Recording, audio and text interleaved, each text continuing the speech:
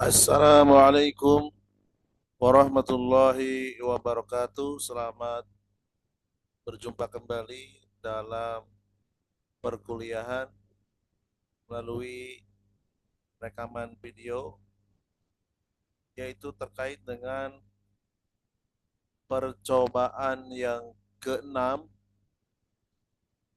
dengan topik stokiometri.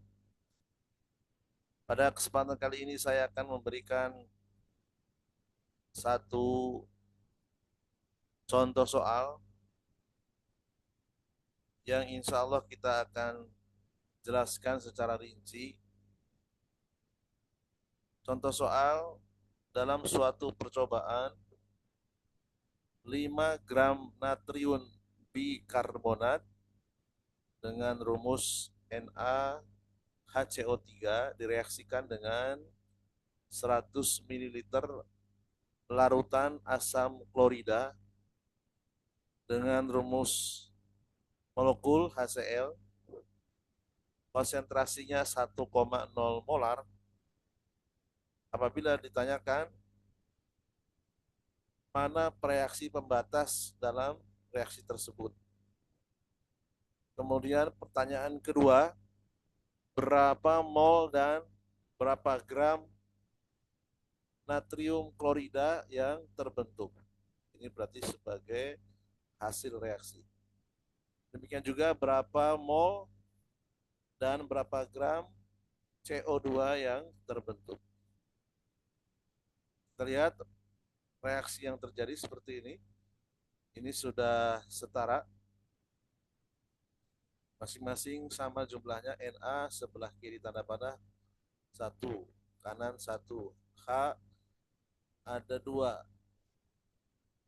H dari NaHCO3, H dari HCl ada 2.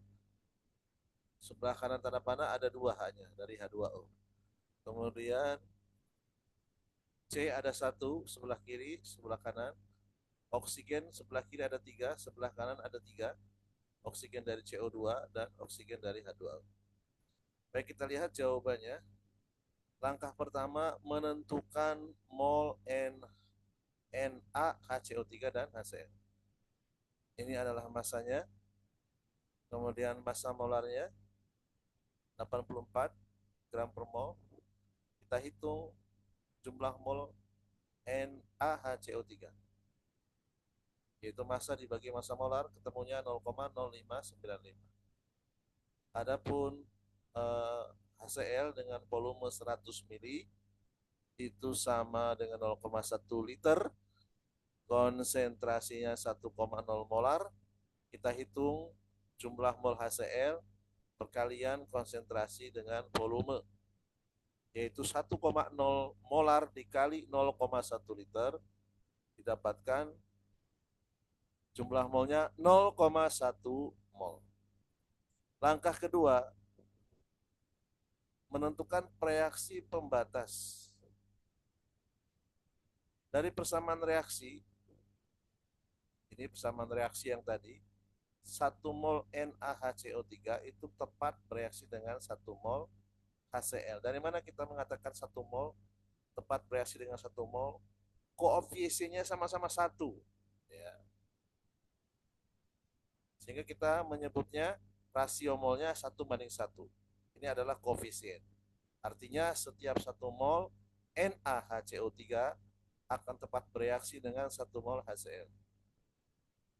Nah, kita kumpulkan datanya. Mol NaHCO3 0,0595 mol. Sedangkan mol HCl 0,1 mol. Seharusnya rasionya sama ini. Ya. Kita lihat mana yang paling sedikit.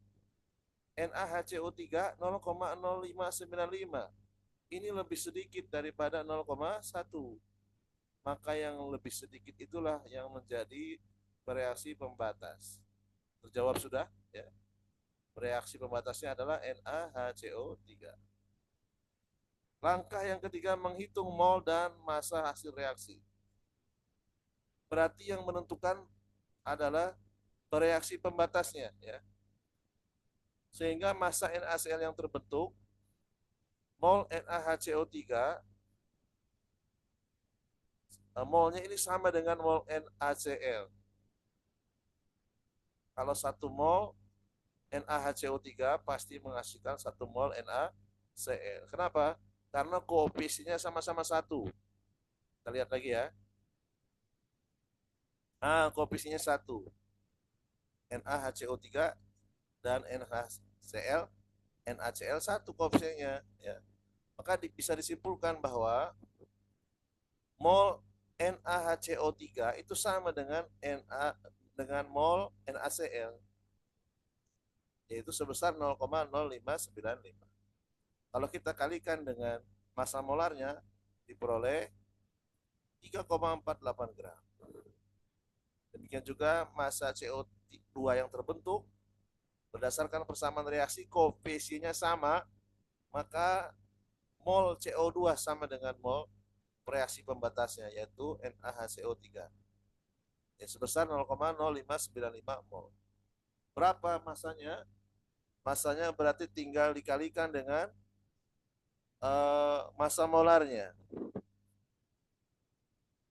Mol CO2 0,0595 kali massa molar 44 gram per mol diperoleh 2,62 gram.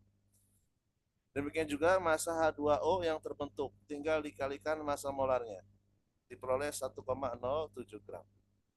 Maka kalau dikumpulkan jawaban akhirnya yang pertama, reaksi pembatas adalah NaHCO3, mol NaCl sebesar 0,059, masanya 3,48 gram, CO2 0,0595, masanya 2,62, terakhir H2O molnya sama 0,0595, masanya 1,07 gram.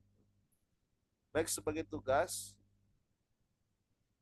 pertama, dalam suatu percobaan 6 gram NaHCO3 direaksikan dengan 150 ml larutan asam klorida 0,8 molar. Tugas kedua,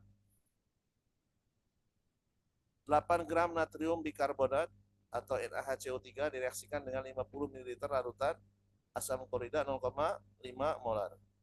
Tentukan dari kedua tugas: 1. Mana reaksi pembatas? 2. Berapa mol dan berapa gram natrium klorida yang terbentuk? 3. Berapa mol dan berapa gram karbon dioksida yang terbentuk? Demikian apa yang bisa saya jelaskan. Terima kasih atas perhatiannya. Assalamualaikum warahmatullahi wabarakatuh.